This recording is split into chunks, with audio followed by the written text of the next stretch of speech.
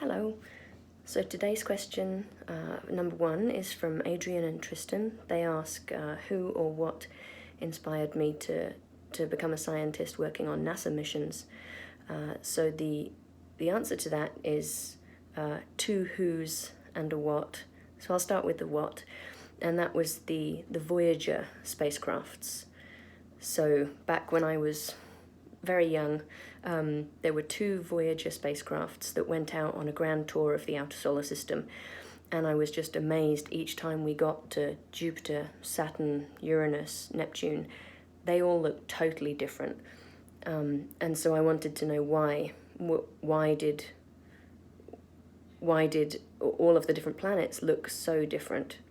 And so it really was as simple as that, and even down to the moons. So I've shown this in a couple of videos that I've done for you, and these are the Galilean satellites of Jupiter.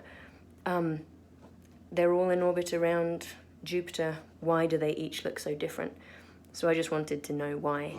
And at the same time, the reason I've got my pretty crystals here is I wanted to know, again, why are some purple, why are some green? And wanting to do, as I called it at the time, something spacey with rocks, really was as simple as wanting to know why things look different. So in terms of a who, one of them was my big sister. So while I was in my rock hound phase, bringing in like random bits of rock from the garden to ask her what it was, she was doing an undergraduate degree in geology and geophysics, and so I thought she knew everything, and I was asking her what these interesting crystals were, and they were never anything as interesting as this. They were just flint. And the other person was Helen Sharman, and this takes us on to question number two, which was from Zoya, and it's have I ever met Helen Sharman, and what was she like? So for those of you that weren't in the same class as Zoya, writing an English essay on who Helen Sharman was, she was the first British astronaut, and she was originally a chemist. And the reason that she inspired me to get into the sciences was that usually when you see a scientist on TV, they're an old guy with glasses and white hair and really kind of freaky, offensive nose hairs. And you know, that could make you think, it's like, well, I don't have nose hairs like that, so maybe I can't do science.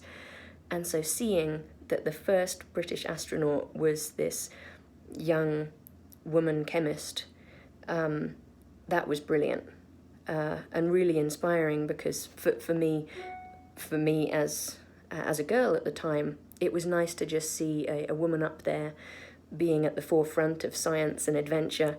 And also the fact that she was a chemist, it showed me that the sciences was a way to get into space and a way to explore different worlds. So in terms of when I met her, I didn't meet her when I was at Imperial College. I met her when I was at a conference. I was presenting some science results, and she was being mobbed by some adoring geek fans. And I wanted to go up and ask her, really cool, some science question, but instead of anything cool or interesting, I think I just managed it like, can I have your autograph? And so she was extremely polite, extremely patient with everyone wanting to talk to her, but unfortunately I didn't get to know her any more than that. So one thing I did want to mention today, since I was asked about Helen Sharman, British astronauts, is that this week, on the 20th of July, it's the 50th anniversary of the moon landings, the first time that humans touched foot on the moon.